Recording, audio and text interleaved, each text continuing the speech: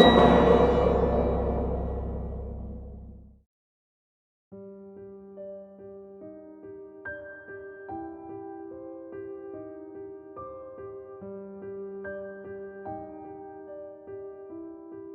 ended the last video with some questions about who the Isdal woman was.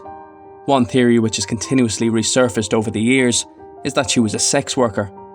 Though this can't be ruled out entirely, we don't think there's much evidence to suggest this is the case.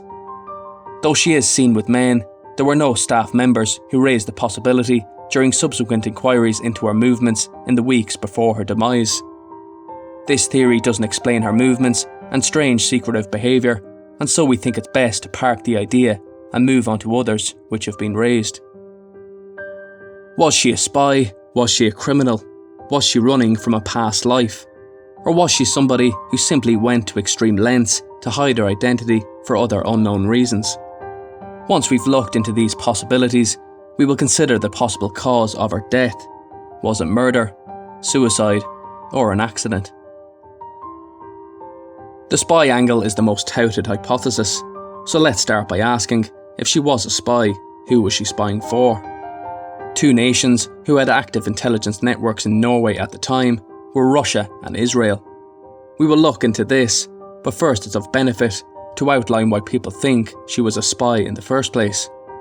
Investigators in the case believe she had multiple passports, as she would have needed them to check into hotels. Though there's no physical evidence for this, and we have to leave the door open to the notion that the hotels didn't ask for them, we find this hard to believe, and we think the circumstantial evidence points to her having passports which allowed her to access hotels. After all, we presume police were able to question employees who remembered being presented with the documents during check-in. One other thing worth mentioning is that we don't know if these fake passports were of a high or low standard. Maybe they were easier to forge than one might think. If this is the case, an intelligence agency would not need to source them. Other aspects that make the spy theory a popular one is the removal of tags, the items one could use for disguise, such as wigs, and her potential proximity to missile tests that certainly would have interested foreign powers. We know the witness Berthen Roth is supported by documents declassified by the Norwegian Armed Forces. These papers show that some of the Isdal woman's movements correspond to top-secret Penguin missile trials at the time. The missile boats were in Bergen on March 24, 1970. The woman from Isdal was also in Bergen. The team conducting the tests were in Stavanger in April. So too was the Isdal woman. New tests were conducted in Stavanger on October 29th. The Isdal lady was once again present. Further tests were conducted in Stavanger on November 9th. The Isdal woman travelled to the city once more. The previously mentioned information is a good segue to the topic of whether she was a Soviet spy. Henry Kjell Hansen of the Norwegian Defence Research Establishment claims that the entire operation was under close USSR monitoring, with a high value placed on the experimental technologies being developed. He stated, and I quote, "When we are going to shoot, a Soviet ship always shows up. Fishing boats or cargo ships often have an engine stop just outside the shooting range. We receive notification of this from the Norwegian Navy, which guards the area. So it's clear that the Russians know exactly when we will start the test firing."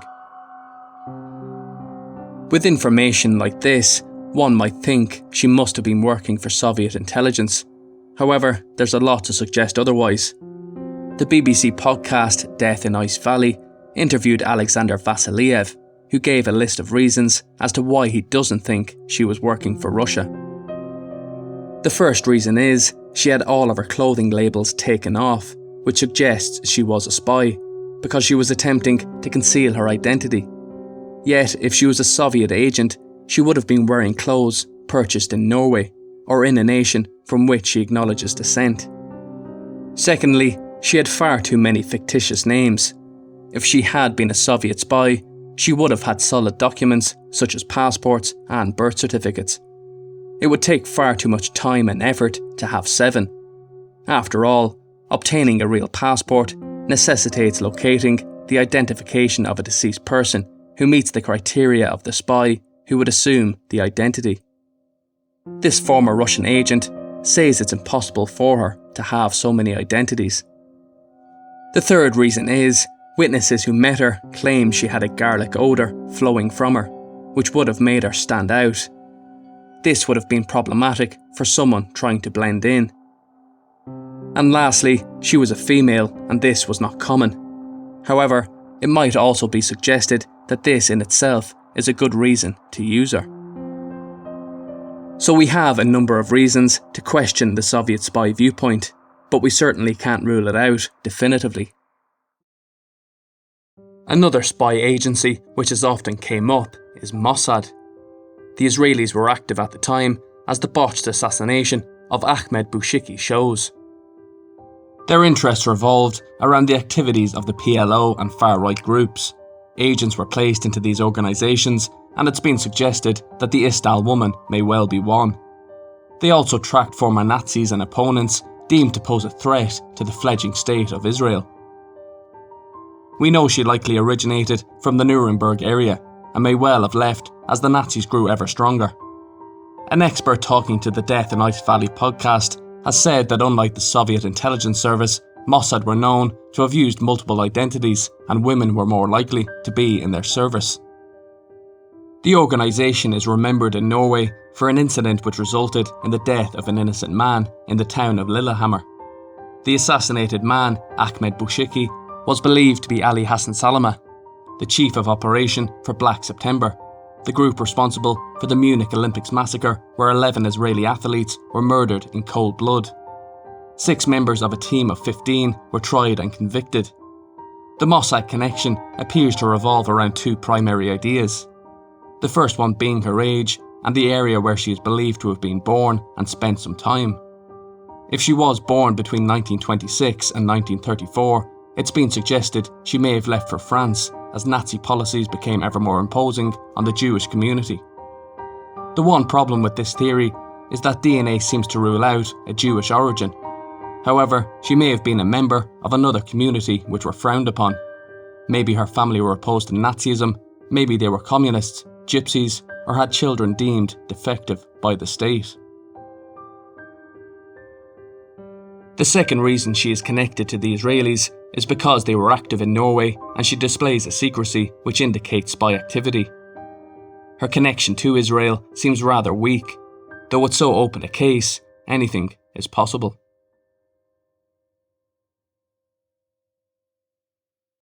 The vast majority of theories converge on the idea that she was a spy, some say courier. Either way, the intelligence side of things come up over and over again, but was she? Granted, a number of aspects salient to the case point in this direction, but there are also signs that raise questions. 1. She's conspicuous. Numerous people comment on her foreign style of dress, her noticeable habits and behaviours, her meetings with unknown men in view of other members of the public, and aromas which are less than appealing. For example, the garlic smelt by Rolf Rortvedt when she was in buying boots. 2. The number of passports to the average person appears to point to intelligence agency activity. But when we listen to Alexander Vasiliev, we are once again confronted with information which points away from spy activity. Should she have been caught with these in her possession, her cover would have been blown. Even if she wasn't caught, it does seem beneficial to have one fake identity which is watertight, rather than numerous ones which increase the likelihood of contradictions should she ever be interrogated. 3. Her movements, though coinciding with military drills, could be ruled out as coincidental. For example, if she had been in Trondheim or Oslo on the days she was suspected of looking at the missile test in Bergen, she may have also been in locations where information of another kind was possibly obtainable. Even the suspected cipher was no more than shorthand for her movements around Europe, and they, for the most part, were deciphered, consequently leaving a paper trail which may have led to the unveiling of her identity had events taken a different turn. These are just some aspects worth considering. It has to be said that it does still seem as if she was acting in ways that point to intelligence of some kind being her trade. However, if we leave aside spying as an occupation, what else could she have been doing? I think there's 3 other possibilities. She is a member or associate of a criminal organisation, either willingly or unwillingly. She is someone attempting to shake off her past and has acquired passports from fraudsters, or she is suffering from the effects of a psychological illness inducing paranoia. Let's look at the possibilities using the information we know. The passports were never recovered, and when Norwegian police contacted Belgian police about the names in them, they were told they matched no known persons. Therefore, we don't know if they were of a high quality or cheap imitations passed off as real on hotel personnel who weren't paying much attention. If this is the case, how hard would they have been to get if she has contact with forgers? Another aspect that has rarely been commented on is the fact that the names were false. Normally, foreign intelligence agencies have the capacity to use the identities of people who are deceased to get their hands on legitimate passports. This points to them simply being copied with no interest in finding people who they can pass as authentic. Does this point away from a state organisation like the Soviet Union or Israel? Did she have links to a criminal syndicate? One would imagine they must also use covert methods to move from one nation to another, though it would have to be said that they are not as likely to be as meticulous. As to what she was involved in, your guess is as good as mine. Some have suggested she may have been a forger, a dealer in stolen art and antiques. We might even speculate that Norway was a good place to move products, including drugs, coming from the east to ports in the United States. We also know that her behaviour was not that of someone in a conventional lifestyle. Was she running or acting unwillingly? Is this why she hindered progress into her room by placing armchairs and tables outside her room? Was this why she continually wanted to move rooms? And was her alcohol intake linked to a high degree of anxiety brought about by either a notion she was being hunted or partaking in actions she was uncomfortable with? We pose these questions to the viewer as they may have come across snippets of information which may in some sense add credence to some of the possibilities. All of the above acts, indicating fear, could simply be the fabrications of an unhinged mind, and she may have simply been paranoid. Was she attempting to shake off a past identity? This might be due to an abusive relationship, a need to cut ties with an overbearing family or group, possibly religious, which hindered or posed a threat to her. The reasons are endless if we are to consider the multitude of circumstances generating a need to disappear. A lot of people have declined this theory on the basis that she had access to passports, but once again, we don't know if it was easy or hard to obtain such documents in 1970. Frankly, we don't even know for sure whether she did obtain them. Granted, there are a good many things pointing away from this hypothesis. They include the fact that even after an exhaustive and rather extensive search for information, not one person linked to her has come forward. The only people who have offered information maybe met her briefly.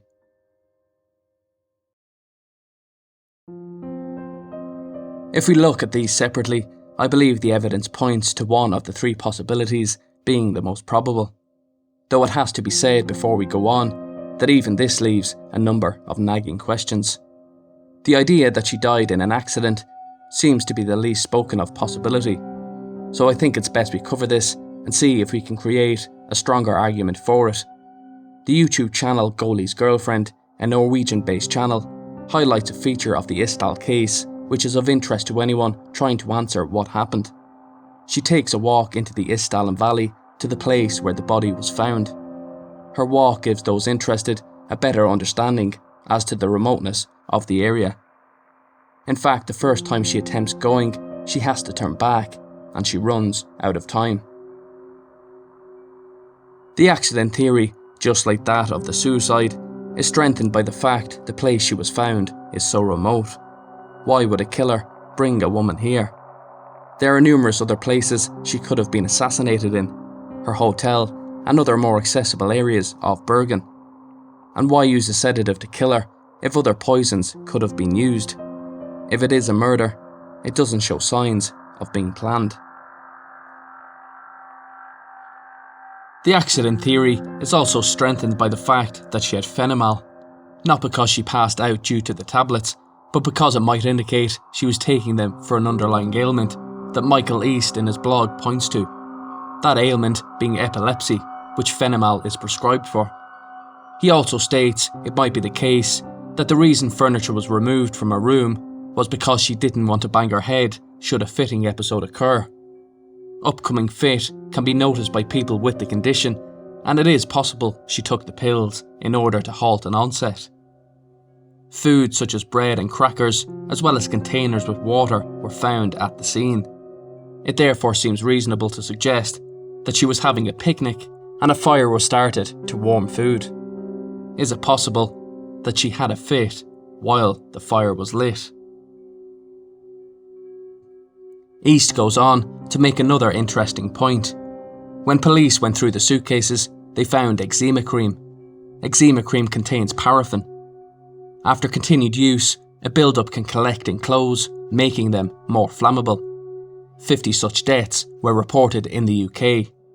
To quote East, if the eczema of the Isdal Woman were on her front, the paraffin would have collected in her clothes only in those areas, not so much on her back. This would explain the lack of gasoline found in any of the bottles. If, as speculated, she was using this cream on her head, hence the wig, it would explain why the fur hat allegedly smelled of gasoline. The smell was, in fact, the eczema cream.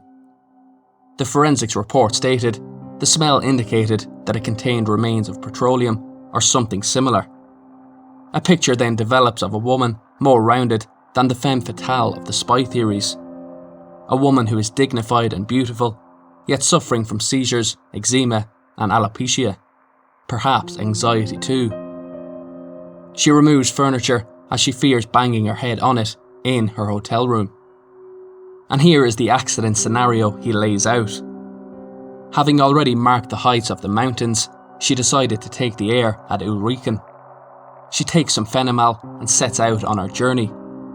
The woman stops for a rest at Isdalen, and to go with her crackers, she decides to take a drink. She places her tartan shawl on the ground as a blanket. She was known to smoke, and none were found in her suitcase. It seems likely that they had been in her pocket and incinerated with her clothing. Lighting a cigarette on a break would be a normal thing to do. However, the woman knows a seizure is coming and takes a lot more Phenomal in a panic, worried about the dangerous terrain. She sits down, as she knows how to do, and feeling better or seeking a calming effect, she lights a cigarette. As she's puffing away, the seizure happens and she drops the lit cigarette into her coat. It smoulders in her clothing and soon finds the paraffin of the eczema cream. Seconds later, her clothes burst into flames with just enough paraffin to fuel a short and intense fire. The fire or the seizure sends her backward, hitting her head on a rock. This she would likely have survived. Overall, it's an interesting hypothesis and certainly lends credence to the possibility it was an accident. However, East is cognizant of some problems with this possible reckoning. It doesn't explain her behaviour in the weeks and months before. If we consider the idea that she dies of suicide, we have to ask why use immolation as a method. One reason for this might be tied to her behaviour beforehand. A fire would remove a good number of identifying features. She did, after all, take off her jewellery, and this is said to be common with those who wish to take their lives in this most gruesome of manner. There is also the possibility that she took off her jewellery for another unknown reason. If this is the case, we have to consider the possibility that she is going to use the more common method of suicide known to females, namely an overdose. Is it plausible that while in the process she accidentally caught fire? Though this appears unlikely, it may well explain why there were so many undigested pills present in her system. The spy theory appears in many ways to have become tied irrevocably to the case, as has the idea she was murdered. From what we can see, the latter is pretty unlikely. The former has its strengths. The idea she was murdered falls short when the following is considered. She's up on a hill, which is extremely remote. Why not just kill her and flee? If they were going to kill her, why force sedatives into her mouth, when she's just as likely to vomit them back up? If there was a killer or killers, why not use a more deadly poison, a knife, a gun, or manual strangulation? Though it doesn't appear to us to be murder, she did meet men that never came forward to confirm being with her, and there must be a reason for this. The police don't seem to have been able to track them down. In some cases, she's meeting individuals with some kind of military rank. Was this the reason why the police only went so far in their investigations? Was her connection to these individuals the reason she decided to take her own life? Was she a member of a criminal organisation doing favours for intelligence agencies? It has been known to happen. Maybe if she was discovered to have been a hired criminal, it would open a can of worms for the intelligence community in more than one nation. It was therefore easier to leave her death shrouded in an air of mystery. These are all questions for the viewer. Thanks once again to everyone for watching. If you enjoyed the content, please do make sure to like, comment, share, and subscribe to Mystery Scope. Until the next time, as always, take care.